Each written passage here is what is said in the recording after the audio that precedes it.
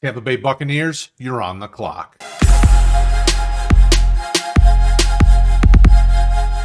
Back with our team mock draft series, and this time we're talking Tampa Bay Buccaneers. We'll look at an overview of the team situation, then we will mock every single one of their picks in the 2025 NFL Draft. Let's get to it. This team's got a lot of decisions to make with some big name players. Chris Godwin, Levante David, guys that are getting a little bit up there in age, but have been huge contributors for this team over the years. Cap situation's not terrible. When you look at, like I do in every video, the PFF grades, they've got a lot of quality players on offense. Their defense has got some quality players. Their sack numbers weren't amazing. They didn't have a double-digit sack leader, and Levante David was one of their top leaders in sacks and tackles. He was actually the leader in tackles and had 5.5 sacks last year. So they've got some questions to answer there. And then when you look at the guys that are going to be free agents, they've got a pretty laundry list. Godwin, David, Nelson, Gaines, Bredesen. I mean, Bredesen's a starter on the inside, so you think they're going to look to try to retain him, I would think. Edmonds, Thomas, obviously depth at quarterback could be something that we look at in this draft, but we know we've got our starter locked up in Baker. And then just some guys, guys that have played depth roles, guys that have had some meaningful reps here and there. But there's a lot of guys that are going to be free agents that they have to make a decision on. Do we want to bring back some depth players? Do we want to bring back some of these starters? When I look at the team, I look at the overall depth chart. Obviously, we've seen quite a few of their guys go on IR this season, so they've got some decisions to make. But when I look at the team needs, I think the biggest need is going to be edge rusher. I want to see a double-digit sack edge rusher on this team, and they don't have that right now. I would love to see wide receiver if they don't bring Godwin back. I would still like some depth at receiver even if they do bring Godwin back, because both him and Mike Evans are both getting up there in age, and obviously they drafted some young players that they would like to see develop, but never hurts to have some competition there. I think they need an inside linebacker, one or two, depending on what happens with David. And then some DBs. These aren't necessarily guys that may need to start immediately, but guys that could be starters. And, a lot of what I think the 2025 draft should or could be for Tampa Bay is kind of filling in the cupboard and bringing in guys that could develop over time. Obviously using their top tier picks to get some guys that can step in and play immediately, and then really filling that cupboard with some talented young players that could develop as some of these other guys are getting aged up there. So with that being said, let's jump over to the draft. Now, before we really jump into this mock, I do want to preface it by saying free agency hasn't happened at the time of this recording. We just got through the Super Bowl, and we are about to get to a new league year, but we've still got time before that happens. So some of these draft picks will obviously be subject to change based on what these teams do in free agency. If trades happen, there's a lot of things that can happen. But with PFF's mock draft simulator here that we're using, I wanted to kind of go through at least the first round. We won't do this with everything, but see what's kind of happened up until this point and where we get to our pick at 19. So we see Cam Ward gone. We see Travis Hunter gone. Abdul Carter. I mean, these are all things that seem fairly legit. Ted McMillan going to New England seems like a smart idea. They need a wide receiver one to go with their QB. Will Johnson to Jacksonville makes quite a bit of sense.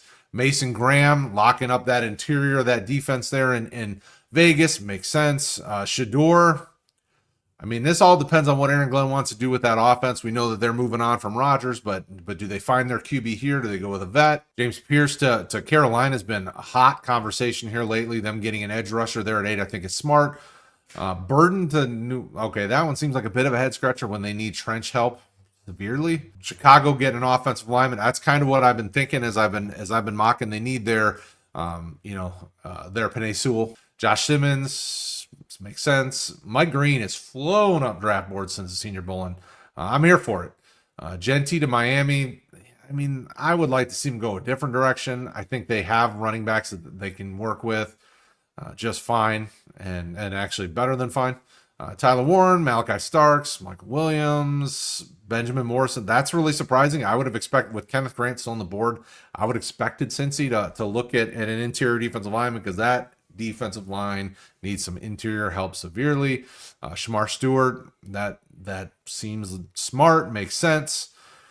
Okay, so that leaves us up here. So we could go wide receiver, we could go offensive line, we could go defensive line, we grab an edge rusher.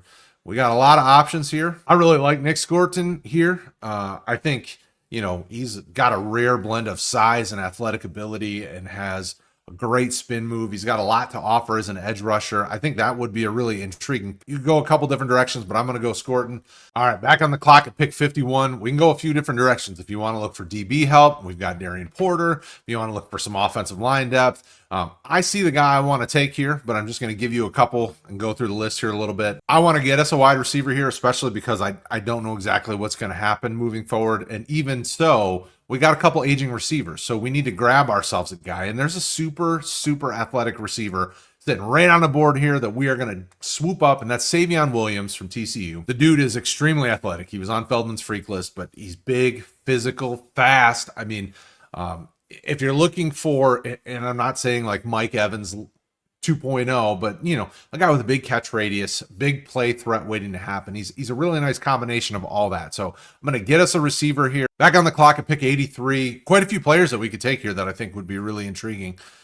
There is a late round quarterback I think I want to target for this team, probably at 156 or 237. So we're not going to do that at this moment, but I think I'm going to go with an offensive lineman just that we can. I think I'm going to go Charles and Grant just because I think he's probably pretty scheme versatile. He's an agile big man that I think could play in a variety of roles in Tampa. So we're going to grab him at 83. Back on the clock at pick 119, and this worked out perfect. Our linebackers are sitting there. We could get any of the ones that we were intrigued by, but with Barrett Carter sitting there, I'm going to jump all over him. He's one of those guys that I think you could see play 3 downs at the next level. You know, good size, 6'1", 230, 240 range, somewhere around there.